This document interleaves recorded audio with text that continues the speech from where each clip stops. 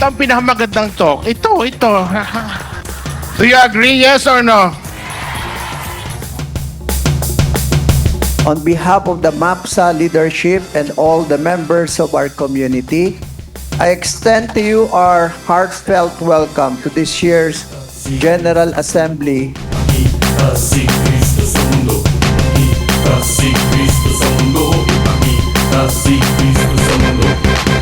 Nasa isang payak na tawa.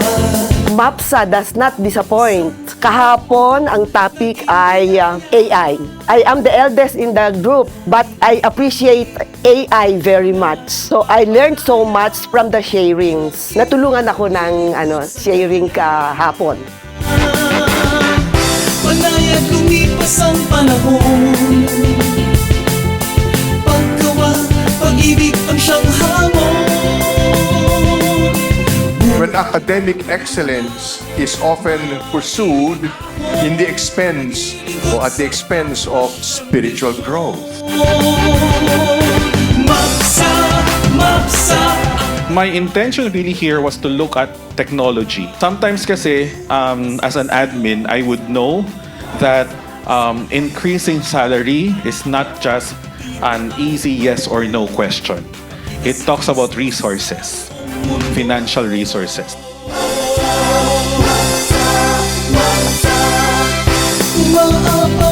One of the presentations that was really highlighted was how are we going to come up with a philosophy, a principle or set of paradigm that would counteract the secular approach to this particular reality.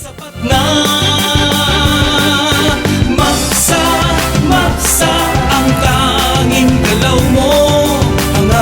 Challenge for us today is clear: to integrate faith into education in such a way that Christ becomes the very center of all we do. Pilgrims of Love, elevating the quality of Catholic ministry in Philippine education. As Catholic institutions, we have to provide framework, principles that are anchored in our own values and in our philosophy as Catholic institutions. Ang proseso ganito, pag nabanggit ang pangalan nyo, akyat sa stage, tapos bago mo ko ang prize, may tanong ako based sa mga talk ngayong araw na ito. Pag-ibig ang siyang hamon.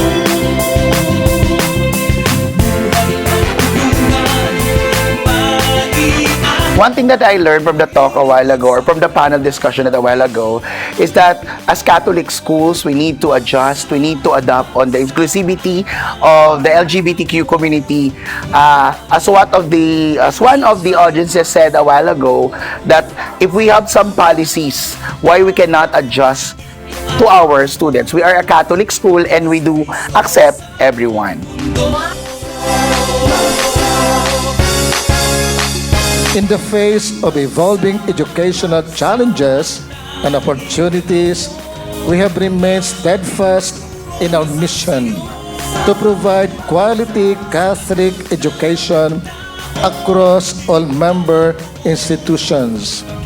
Kristo sa buong mundo. MaPSA, MaPSA.